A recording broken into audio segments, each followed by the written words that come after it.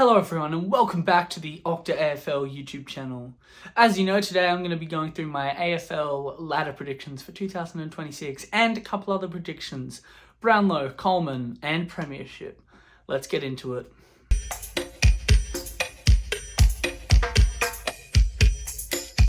How it's going to work is there are going to be 5 tiers. There's going to be the bottom of the barrel.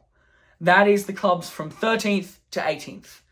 Then there's going to be just missing out on the top 10. So that's going to be 2 sides, 11th and 12th. Then we got pretenders or just made it into finals, which is going to be 4 sides, 7th, 8th, 9th and 10th. Then we have genuine contenders, which is 3rd, 4th, 5th, 6th and 3rd, 4th, 5th and 6th. And then the 2 sides at the top are the genuine flag favourites. Just 2 sides at the top there. Let's get into it with 18th spot. In last place, number 18, I have Richmond. No, just kidding. I have West Coast. Sorry, West Coast fans. I led you to believe that your club was going to do something this year. They're not. They're arse. Now, the number 1 picks over the last few years, Willem Dursma, Harley Reid, they could, I see a world where they power the Eagles to 5 wins and maybe a 17th, 16th spot. But in reality, I think it'll be maximum 3 wins for the Eagles and another wooden spoon. In 17th spot, I have a pretty popular prediction for a bottom spot this year. It is Melbourne. Now, as I'm recording this, Cozzy Pickett and his cousin Latrell have just blown North Melbourne out of the water in a preseason match simulation. However, I do not let match simulations change my ladder predictions after last year. So we're not making that mistake again, and Melbourne are in 17th. It's just full rebuild stations, new coach, 90% of their stars left. It's a Max Gawn and Cozzy Pickett club. That's just not sustainable in any way. You can't build a season off of 2 players. So I have you guys at 17th. Now in 16th spot, rising just 1 position from last year, is Richmond. Richmond will bleed a few more games into their kids. I like what they've done with the draft. I like how they've got it. I feel like this team will be good in a few years' time. They just need a few years. You can't skip this part of the rebuild. You can't skip the shit part. It's going to be probably another year after this before you see a rise. Who knows? It might even last longer with Tassie might come pick off some of your players. But, just hang in there, Richmond fans. I don't see Richmond getting any more than 6 wins this year. And that's saying something. I think that if anything, they'll probably go back a bit from last year. Now, rounding out the bottom 4 is North Melbourne. They're just eternally shit. I feel like there's nothing in the world that's going to make North Melbourne better. Except maybe a new coach, a new club, new players. Basically, the only way to make North Melbourne better this year is for them to not be North Melbourne. I feel like nothing in their football organisation works except for the women's department. That's the only thing that works for them. Nick Larkey could have a breakout year. He could kick 60, 80 goals and they could come 13th, 12th. That's the highest I could possibly have them though. And that would require everything to go right, which when it comes to North Melbourne, typically does not happen. Now in 14th spot, just escaping the bottom 4, I have Essendon. Now Essendon I think will improve from last year. I know they've lost a couple players, but they've got their players back from injuries. And the injury-free Essendon wasn't as shit as the injured one.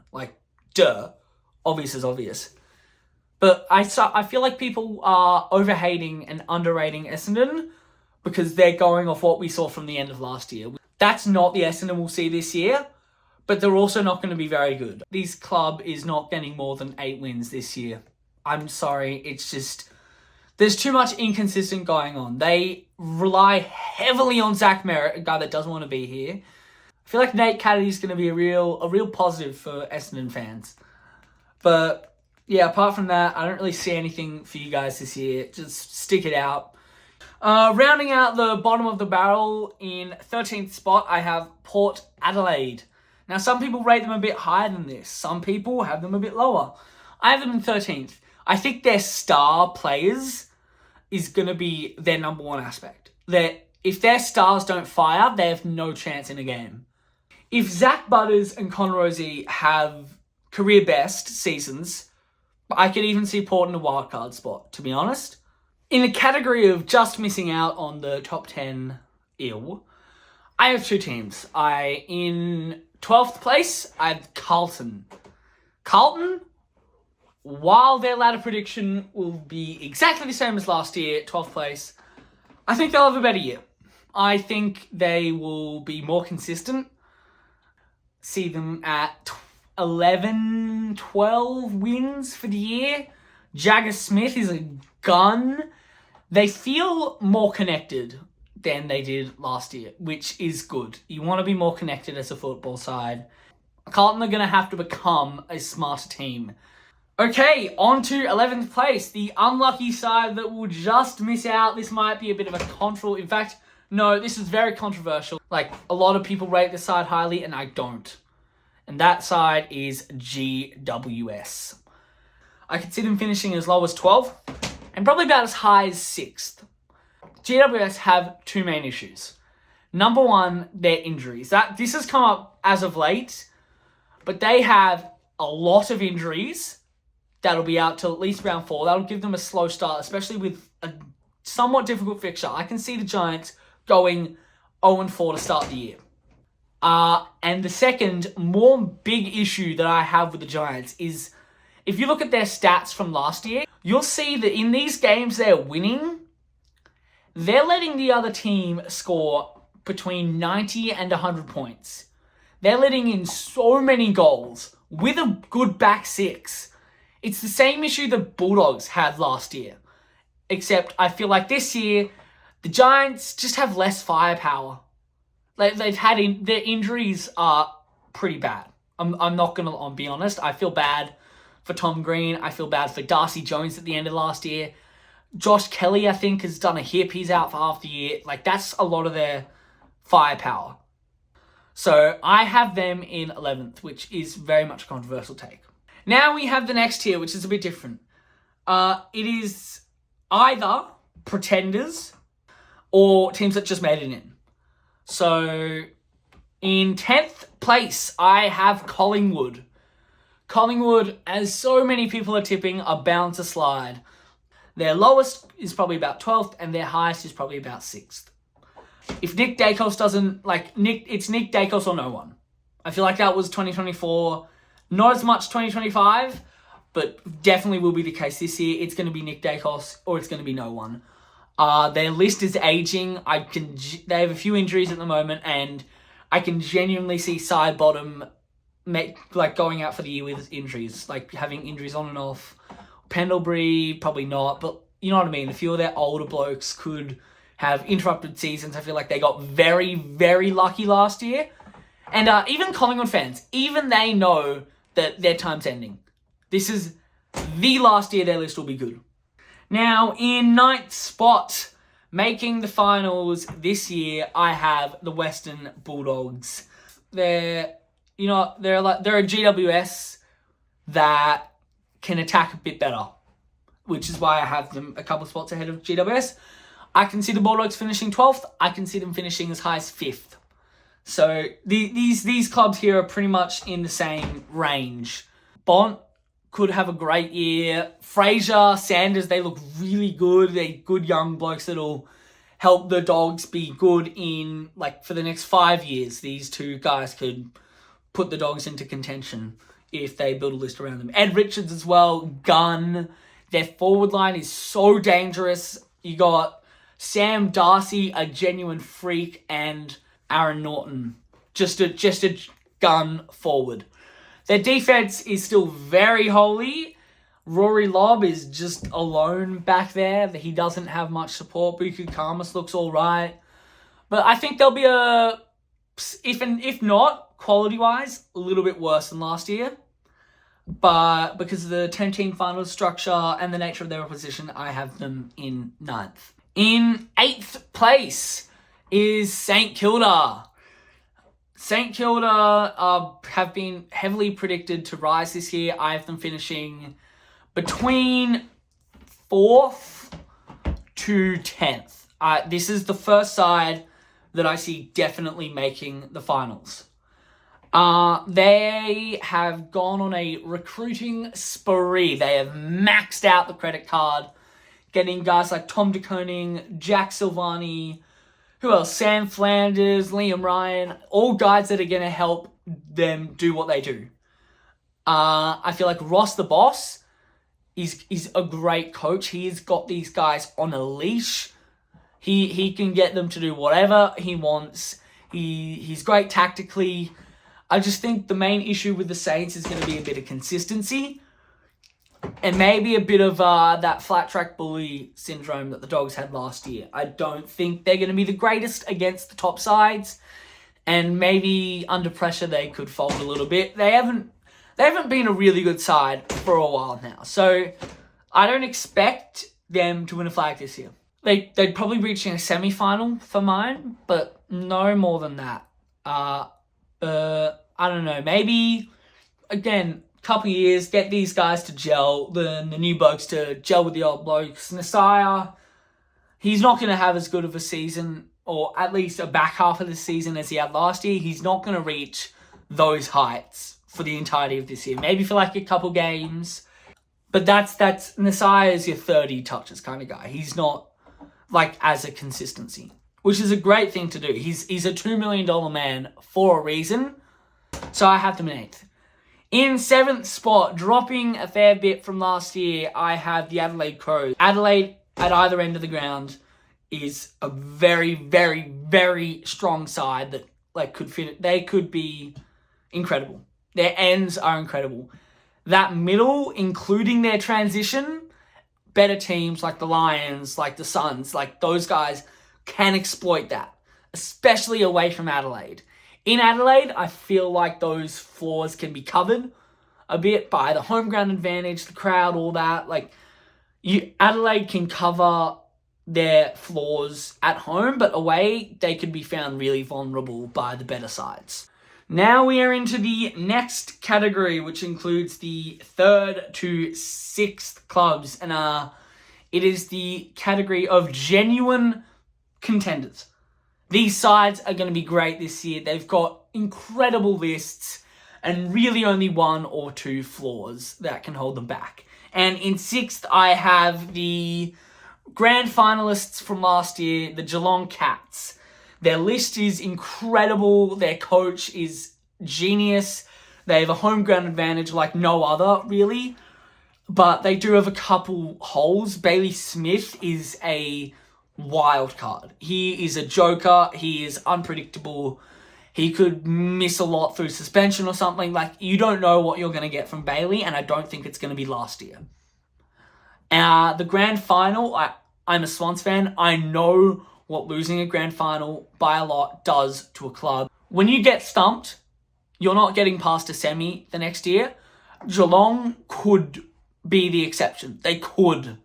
But if it is, it's a prelim at max. I don't see them going back to the grand final. I don't see them winning a flag a year on. They also need a ruckman. They just don't have a genuine ruckman. Just missing out on the top 4, I have Fremantle. Fremantle for mine are just...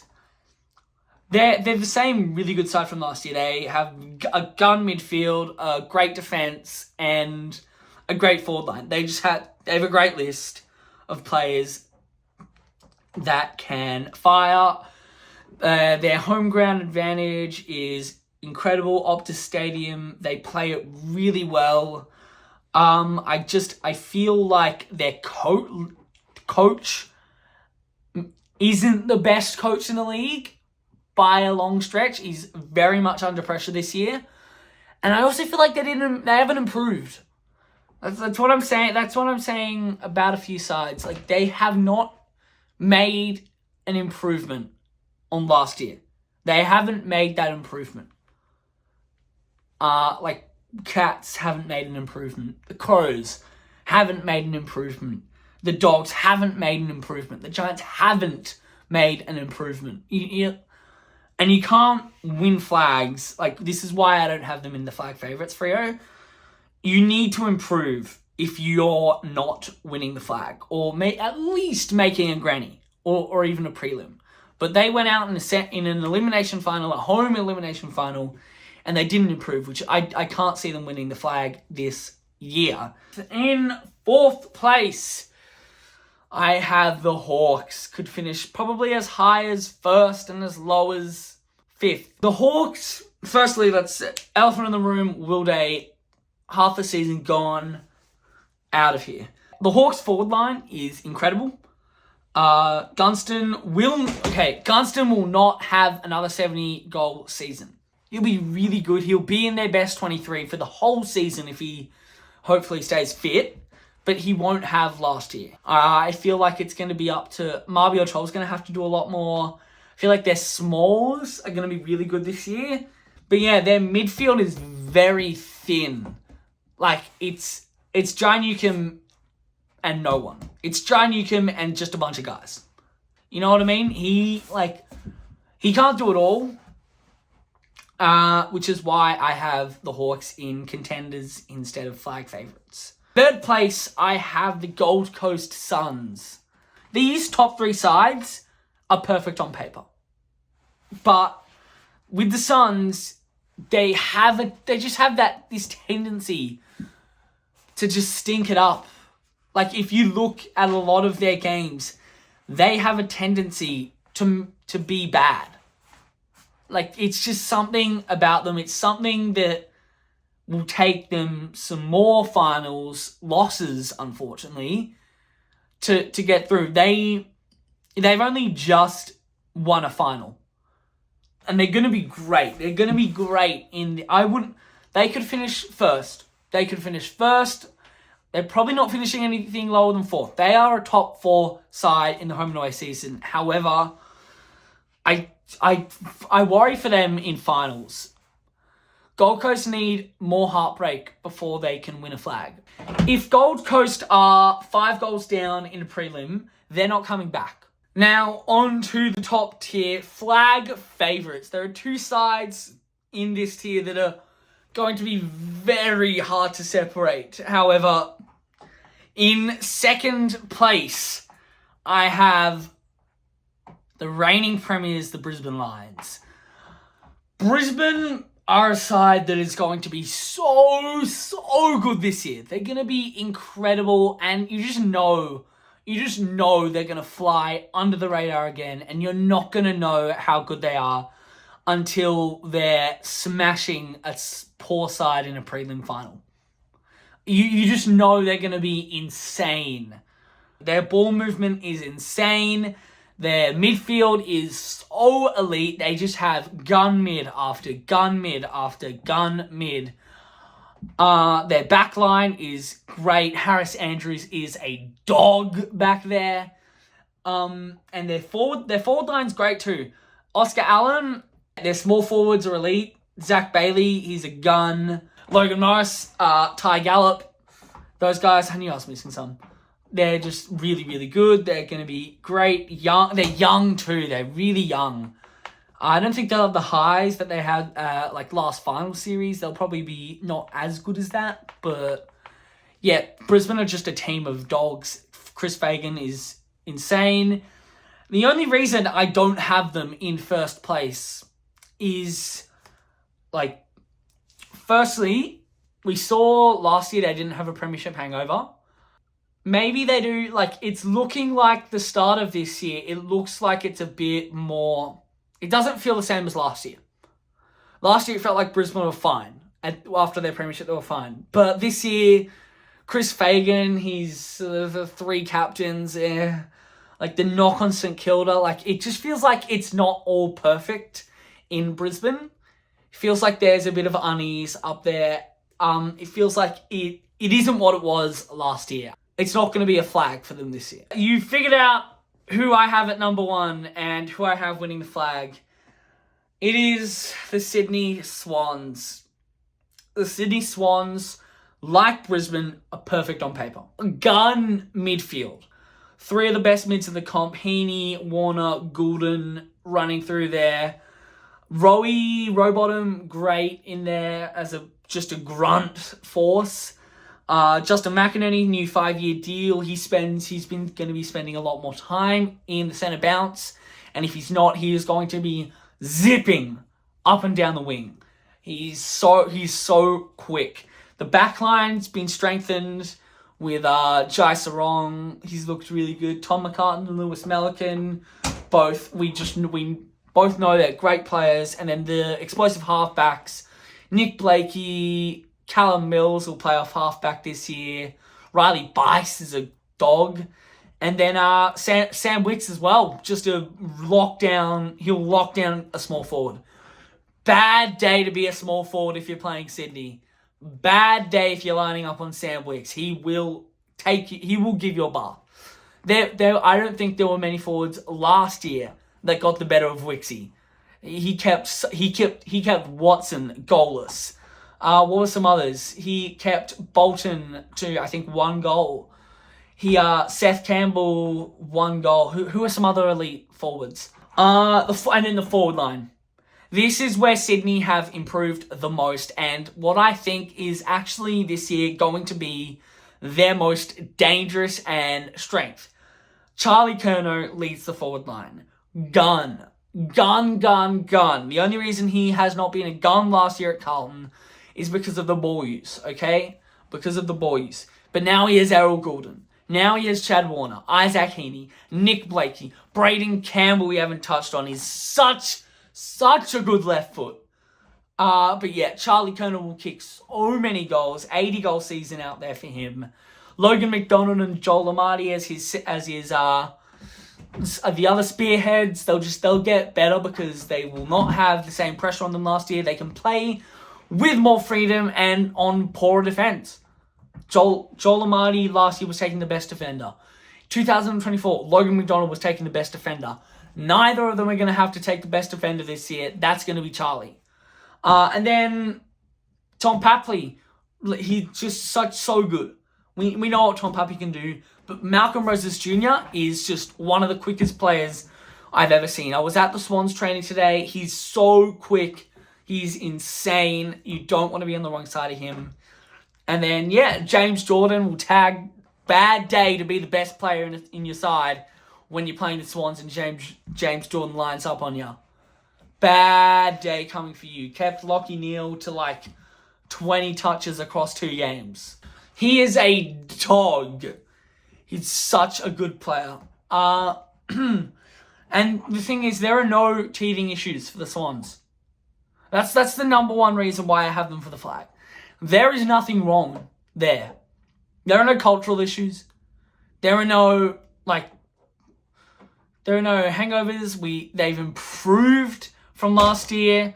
They have new ball movement. The ball movement's been upgraded and reimagined while still keeping the same Bloods culture that's been ingrained into every Swans team since 2002, 2003, 2004, 2005. That team.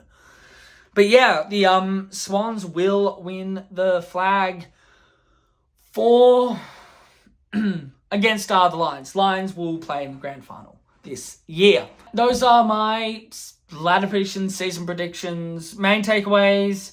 Wooden Spoon, West Coast. Flag, Sydney. Runners-up, Brisbane. Coleman medal, Charlie Curnow. Rising star, Jagger Smith. Brownlow medal, Nick Dacos. Big slider, GWS. Big riser, Sydney. And then we have it. Thank you guys so much for watching this video. I will see you soon with some content regarding opening round or maybe one of the Swans match sims.